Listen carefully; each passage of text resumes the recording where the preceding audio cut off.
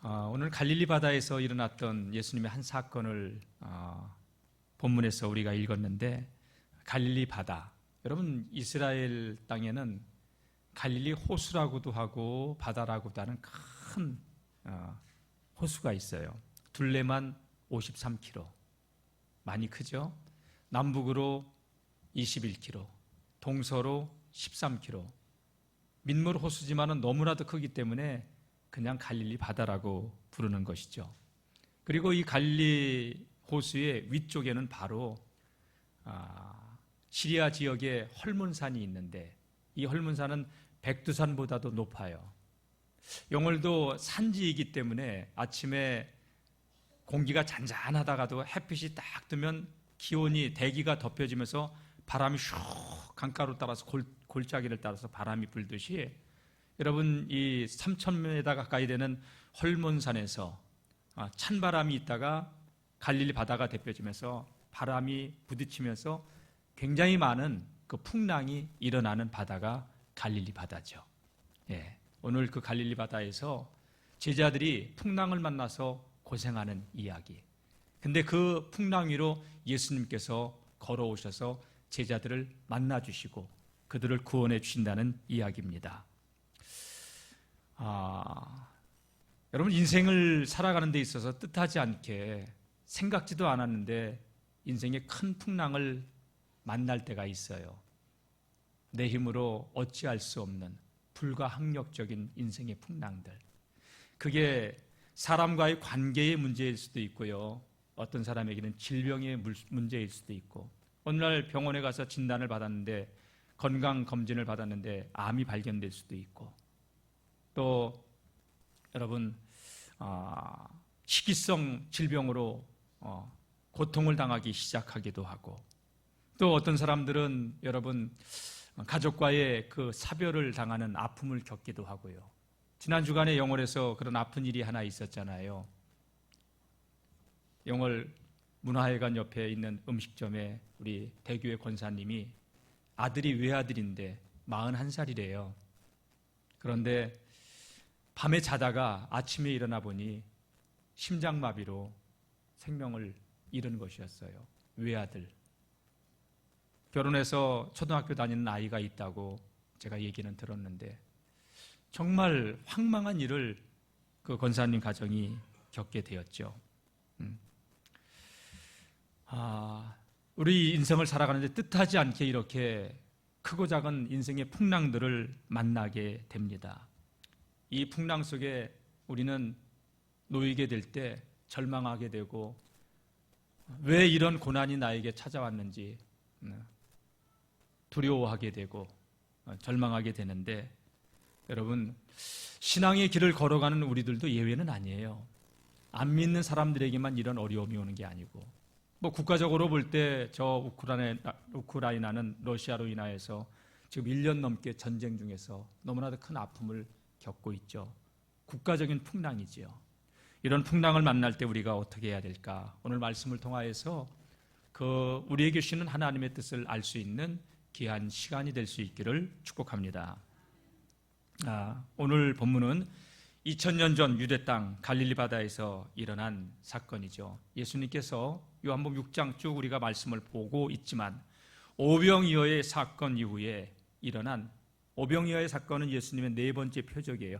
하나님의 아들이심을 나타내 보이시는 네 번째 표적. 다섯 번째 표적이 풍랑 위를 걸어오시는 표적이 오늘 본문의 내용입니다. 이 말씀을 볼 때 우리 본문은 아주 짧게 묘사를 하고 있는데, 마태복음 14장 22절에서 33절하고 또 마가복음 6장 45절에서 52절까지의 말씀 보면, 이 요한복음에 기록되어 있는 풍랑 위를 걸으신 예수님의 이야기가 아주 좀 자세하게 묘사되어 있는데, 그와 같이 비교하면서 하나님의 말씀을 통해서 함께 은혜를 받고자 합니다. 자, 예수님께서 물고기 2마리와 보리떡 5개로 5,000명을 먹이셨을 때 군중들은 깜짝 놀랐습니다. 야, 이분이 우리의 지도자가 된다면, 이분이 우리의 왕이 된다면 우리는 이 로마의 압제로부터 독립을 할 수 있고, 이분 때문에 우리는 먹고 사는 것 다 해결할 수 있다. 그래서 그들은 예수님을 억지로 잡아서 임금 삼으려고 추종하기 시작했던 거예요. 그 이야기가 오늘 읽었던 16절 앞절인 15절에서 말씀하고 있죠. 우리 다 같이 한번 읽어보겠습니다. 시작. 그러므로 예수께서 그들이 와서 자기를 억지로 붙들어 임금으로 삼으려는 줄을 아시고 다시 혼자 산으로 떠나가시니라. 그들이 추종했을 때 예수님은 그들에게서 영광을 받지 않았어요. 우리는 종종 여러분 사람에게 인정받는 거 굉장히 필요로 해요. 인정받으려고 해요. 알아주지 않으면 아무것도 아닌 것에 때로는 실족하고 넘어지고 그래요. 그렇죠. 예수님은 당신을 높여줬어도 사람들에게서 영광을 취하려고 하지 않았어요. 여러분, 저와 여러분들이 신앙의 길을 걸어가면서 모든 영광은 하나님께만 올려드릴 수 있기를 축복합니다. 우리가 주의 일을 한다고 하면서 내가 그 영광을 취하잖아요. 그럼 주님이 그날에 마태복음 7장 22절 이하의 말씀, 21절 이하의 말씀 보게 되면 그날이 우리 모른다고 한대요. 다 같이 모든 영광은 하나님께. 예수님은 이 땅에 정치적인 왕으로 오신 게 아니에요. 백성들은 정치적인 목적으로 육의 문제를 해결하기 위해서 예수님을 임금 삼으려고 했지만 예수님은 그들에게서 영광을 받지 않으시고 혼자 산으로 가시는데, 산으로 가시기 전에 마태복음이나 마가복음 6장을 보게 되면은 예수님께서 무리들을 빨리 돌려보내요. 저녁 때였잖아요. 그때가 다 돌려보내고 제자들은 그 사이에 너희는 배 타고 저 바다 건너편으로 가라. 예수님께서 제자들을 바다 건너편으로 보내셨던 것이죠. 그리고 예수님은 산으로 가셔서 기도하기 시작했던 것이죠. 예수님께서 제자들을 보내실 때 재촉해서 보내셨어요. 야, 빨리 가. 여기 있지 마. 제자들도 거기 있고 싶지 않았겠어요?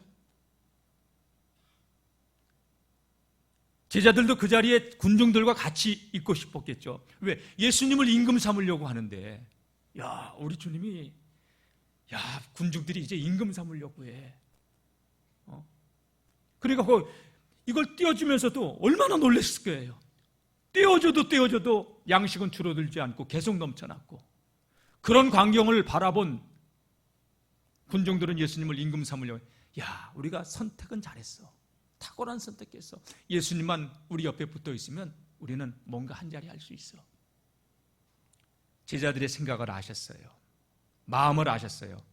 너희들 여기 있지 말고 떠나라. 배 타고 건너편으로 건너가라. 보내신 거예요.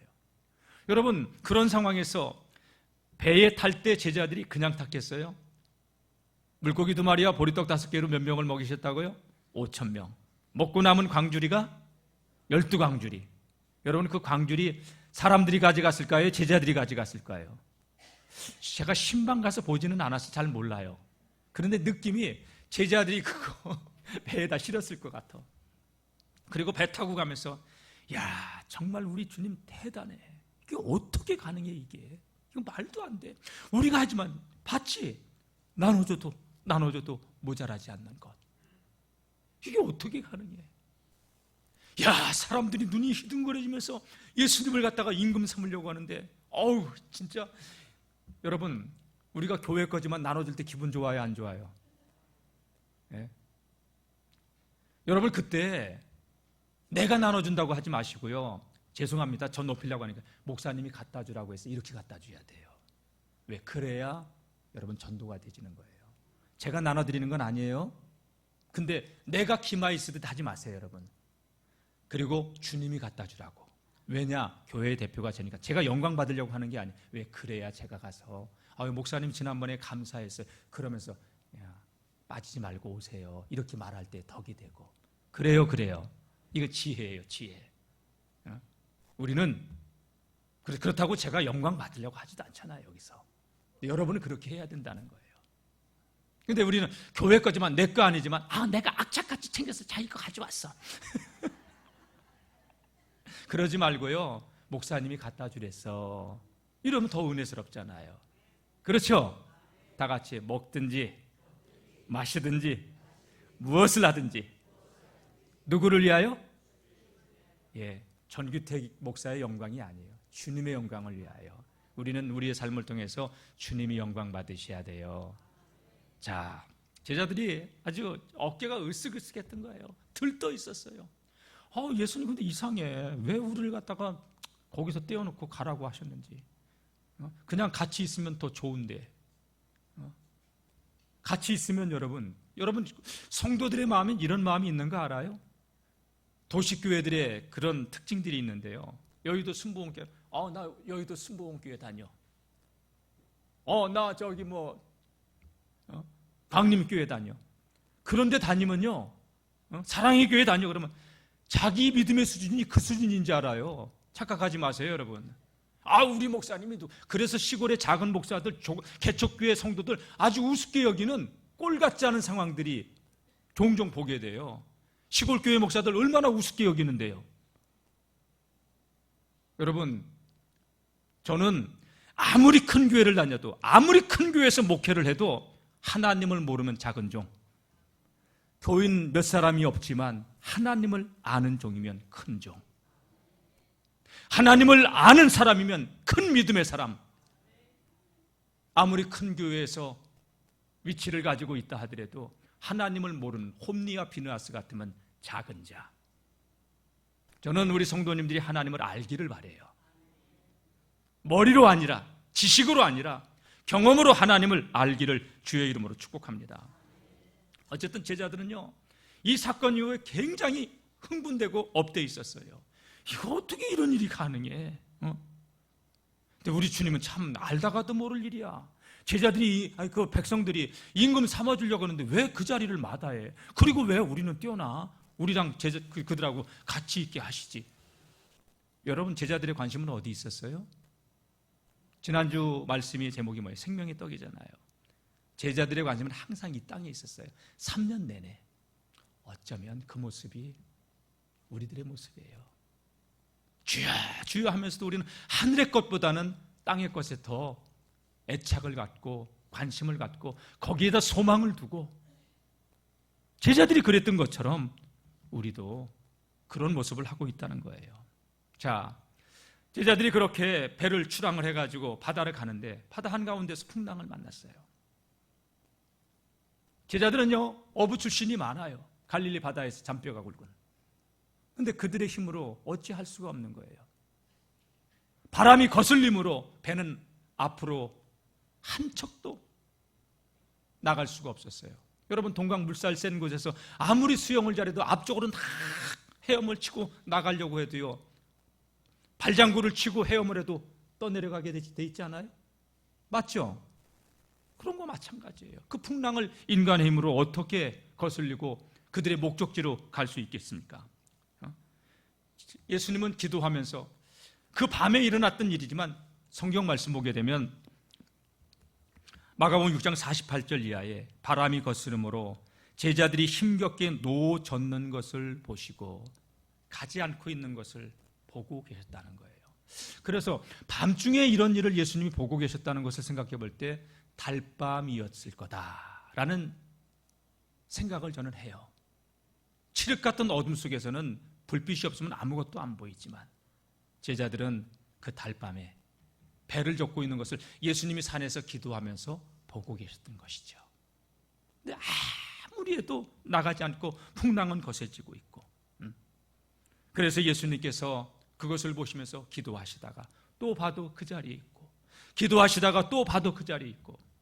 여러분, 우리가 인생에서 풍랑을 만났을 때 주님은 지켜보시기만 하는 것이 아니라 말할 수 없는 탄식으로 우리를 위하여 친히 간구하시는 주님이신 줄로 믿습니다. 주님은 우리에 의해서 친히 간구하셔요. 제자들이 그 고난당하는 거 보고만 계신 게 아니라 주님 그 상황 속에서도 기도하고 계신 주님이셨습니다.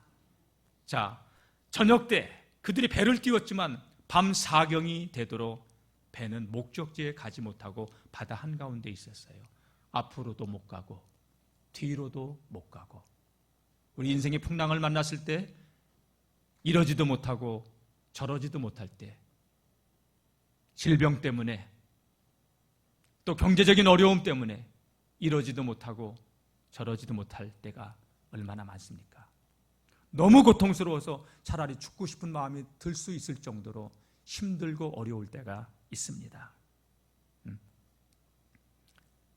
그때 주님께서 풍랑 가운데 있는 제자들이 있는 그 배를 향하여 보니까 성경을 보니까요, 사경에, 제4경에, 지금으로 말하자면 새벽 3시에 예수님은 제자들이 있는 곳으로 바다를 걸어서 오셨다는 거예요. 절망과 좌절 중에 있던 제자들을 예수님이 찾아가신 것이죠. 새벽에. 여러분, 새벽 얘기 나오니까 새벽 기도 좀 합시다. 아멘도 안 하시네. 새벽 기도 좀 합시다. 아멘 하신 분들은 내일 새벽에 꼭 뵐 수 있기를 바랍니다. 새벽에 밤새도록 노를 저어도 나가지 못하는 그들을 예수님이 찾아오신 겁니다. 그러니까 하얀 물체가 다가오는데 이 풍랑 위에 분명히 저 풍랑을 거스리고 올 수 있는 자는 사람은 아니다. 그래서 제자들은 뭐라고 합니까? 유령이다. 신방 가서 보니까 그건 확실해요. 유령이라고. 그러니까 예수님께서 아마 거리가 제 생각으로 추론할 때 내니 두려워하지 말라, 내니 두려워하지 말라 하는 이 말씀이 제자들이 들릴 정도면 여기서 저 길 건너 정도 한 20-30m 풍랑이 일었다고 하더라도 그 정도의 거리. 그러니까 베드로가 순간 주님의 음성을 듣고 뭐랍니까? 주님이시거든 나를 명하여 이 무리를 걸어오라 하소서. 걸어오라고 하소서. 그러니까 예수님께서 그 말을 걸어오라. 그래서 이 베드로는요, 일단 주님의 말씀을 듣는 앞뒤 재지 않고 먼저 몸으로 움직이는 자예요. 주님이 오라는 말씀에 그냥 바다에 뛰어들었고 바다 위를 걷고 있었고, 예수님을 향해서 막 걸어 나가는데 갑자기 바람에 일렁이는 파도를 딱 본 거예요. 파도를 보니까 제정신이 그때 들어왔어. 내가 지금 뭐 하고 있는 거야 이거? 내가 지금 바다 위에 있네? 그 파도를 보고 일렁이는 물결을 보고 베드로는 두려움이 사로잡혔어요. 그러니까 그 순간 빠져들어갔어요. 여러분, 이게 우리에게 주는 귀중한 교훈이 있어요. 주님을 바라보고 믿음 생활하면 여러분 나가요. 앞으로 환경도 뛰어넘을 수 있어요. 근데 여러분, 우리 인생에서 자꾸 환경을 바라보면 환경 속에 매이고 갇히고 침륜에 빠져요.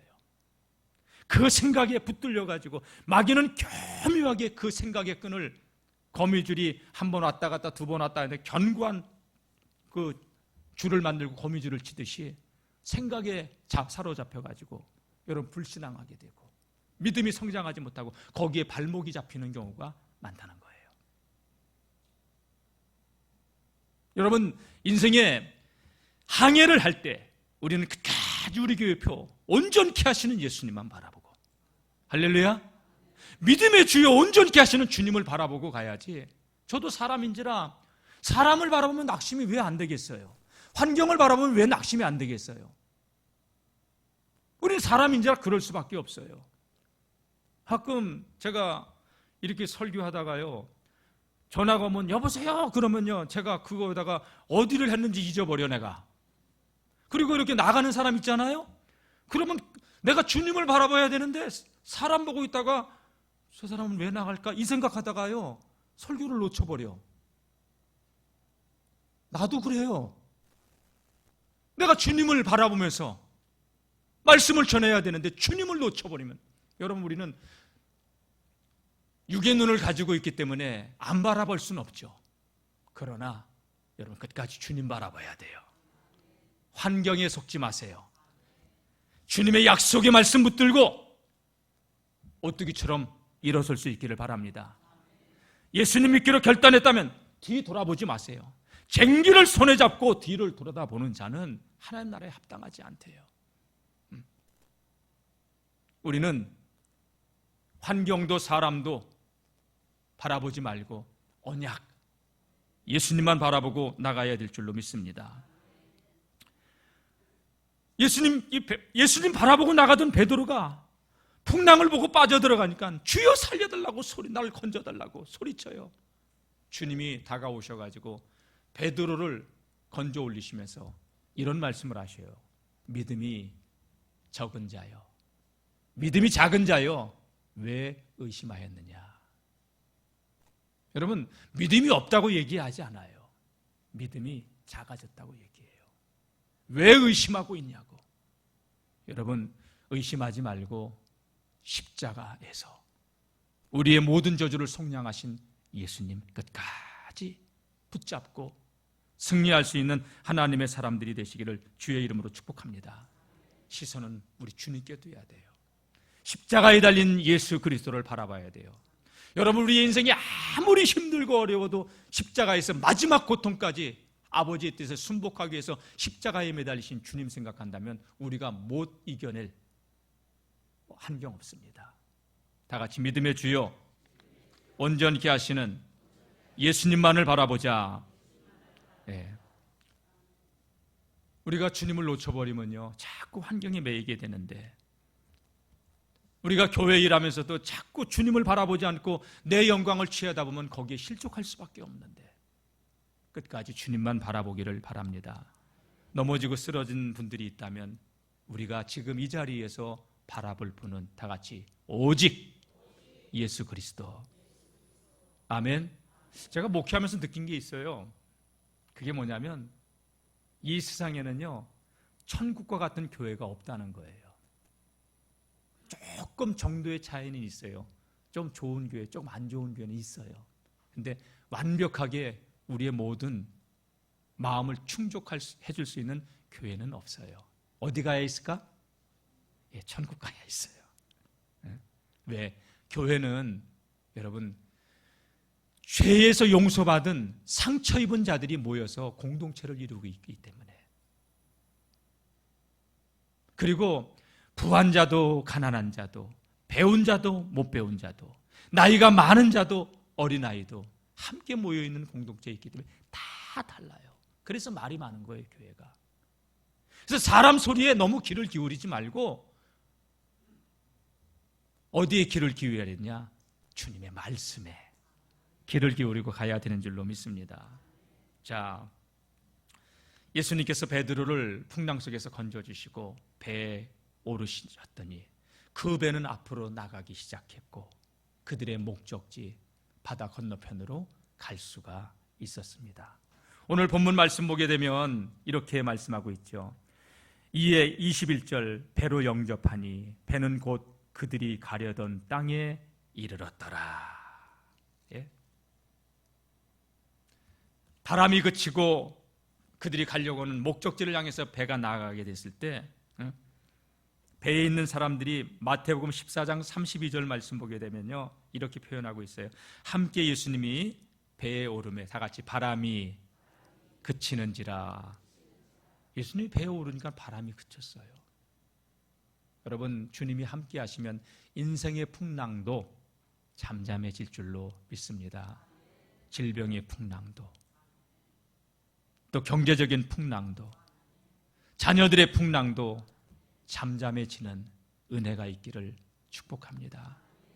마음의 동요가 돼가지고 불안해서 어찌할 수 없는 그런 풍랑도, 마음의 풍랑도 예수님이 함께 하심으로 잠잠해지는 은혜가 있기를 축원합니다. 예.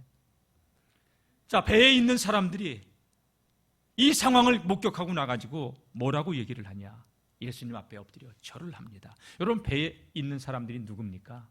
제자들이죠. 성경은 제자들이라고 얘기하지 않고 그냥 배에 있는 사람들이라고 얘기했어요. 제자들이 예수님께서라며 이분은 정말로 하나님의 아들이야. 이분은 정말로 하나님의 아들이야. 여러분, 예수님께서 오병이어의 사건을 통해서 생명으로 떡으로 오신 하나님의 아들이심을 보여주려고 그 표적을 행하셨지만 무리들도 역시 제자들도 똑같이 임금 삼으려고 했고 임금이 되는 걸 기뻐했던 제자들 아니었습니까?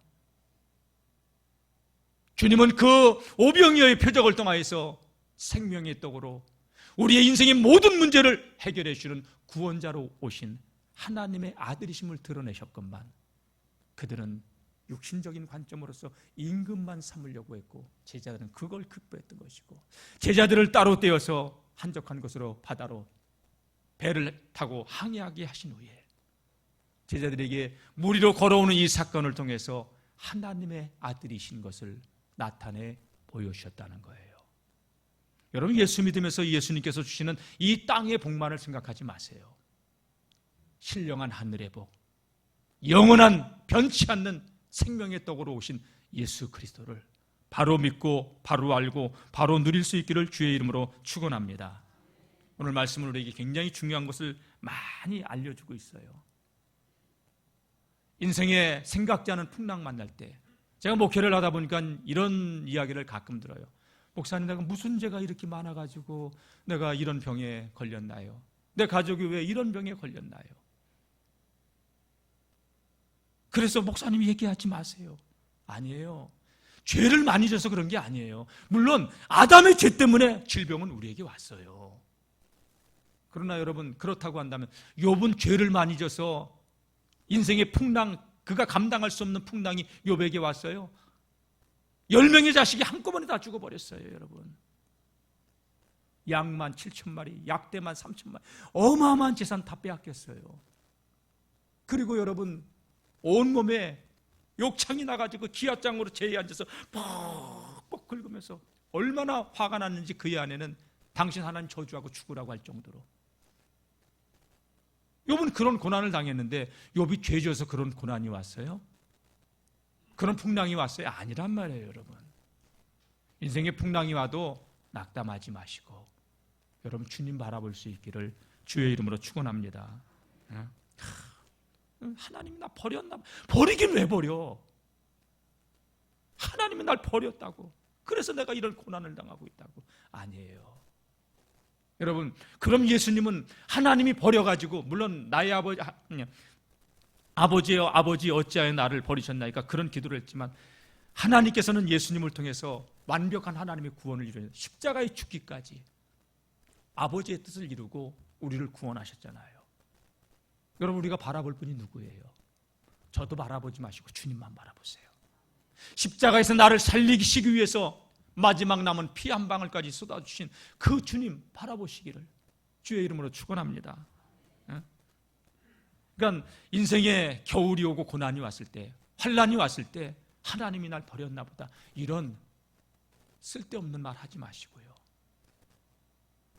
우리를 온전케 하시는 주님을 바라보고 주님이 함께 하심으로 넉넉히 건너가고 극복할 수 있고 이길 수 있는 힘을 주시는 하나님을 경험할 수 있기를 주의 이름으로 축복합니다. 제자들 자신들의 힘으로 아무리 노를 져도요, 한 발자국도 한 치 앞으로 나갈 수가 없었어요. 그러나 주님이 함께 하시니까 풍랑은 그치고, 할렐루야, 그들의 목적지를 향해서 갔듯이 여러분들의 인생의 풍랑이 그치고 여러분들을 소원의 항구로 인도해 주시는 하나님의 은혜가 있기를 주의 이름으로 축복합니다. 여러분, 그리고 이 오병이어의 사건 이후에 일어난 표적인데요, 6장 4절 말씀을 보게 되면 요한복음, 이 오병이어의 사건을 예수님이 언제 행하셨냐면요, 유월절 전에 행하셔요. 유월절이 가까웠을 때. 여러분, 유월절은 이스라엘 백성들이 아주 중요한 사건이죠. 애굽에서 종살이를 청산하고 홍해를 건너고 가나안 땅에 들어가면서 광야 40년의 생활을 하면서 가나안 땅에 들어가는 그 출애굽의 사건. 여러분, 이스라엘 백성들이 홍해를 건넜을 때 얼마나 놀랐습니까? 출애굽기 15장 말씀 보면 미리암이 찬가를 부르고 백성들이 춤을 추면서, 여러분, 예수님께서 풍랑 위로 걸어오신 거나 홍해를 걷는 거나 똑같은 사건이에요. 하나님께서 이스라엘 백성들에게 만나를 내리셨잖아요. 40년 동안. 그 만나의 사건이 오늘 지난 우리 두 주간의 말씀을 통해서 살펴봤던 게 뭐냐면, 하늘의 만나를 너희 조상들은 먹어도 죽었다. 그러나 나는 하늘로서 내려온 생명의 떡이니 나를 먹는 자는, 나를 믿는 자는 목마르지 않고 영원히 굶주리지 아니하리라. 그 상징하는 거예요, 이게.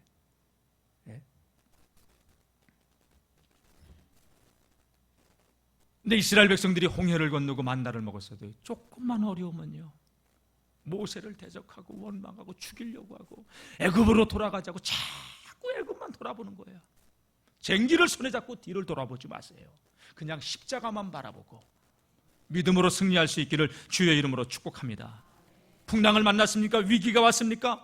과거의 나를 통해서 일하셨던 하나님을 봐야 되는데 떡 먹고 좋아서 그것만 할렐레하고 있고 풍랑이 오니까 절망하고 있고, 우리는 여러분 주님을 바라봐야지 환경을 바라보면 아니 되는 줄로 믿습니다. 이 사건 이후에 제자들은요 주님 앞에 엎드리면서 뭐라고 얘기합니까? 절하면서 당신은 하나님의 아들입니다. 진실로 하나님의 아들입니다. 그래요. 풍랑 사건을 통해서 예수님은 창조주요, 통치자요, 주권자이심을 드러낸 거예요. 너희들 가지고 있던 나를 왕 삼으려고 했고, 너희들 내가 왕이 됐을 때 거기서 기대했던 그런 것이 아니다. 예수님은 왕 삼으려는 이목을 내려놓게 하고 새로운 출애굽을 향해서 이 놀라운 표적을 행하셨던 것이죠. 탈례굽, 출애굽, 하늘의 소망을 가지고 살라는 거예요. 이게 바로 무리를 거르신 표적과 오병이어의 표적이 우리에게 주는 아주 귀중한 영적인 교훈이에요.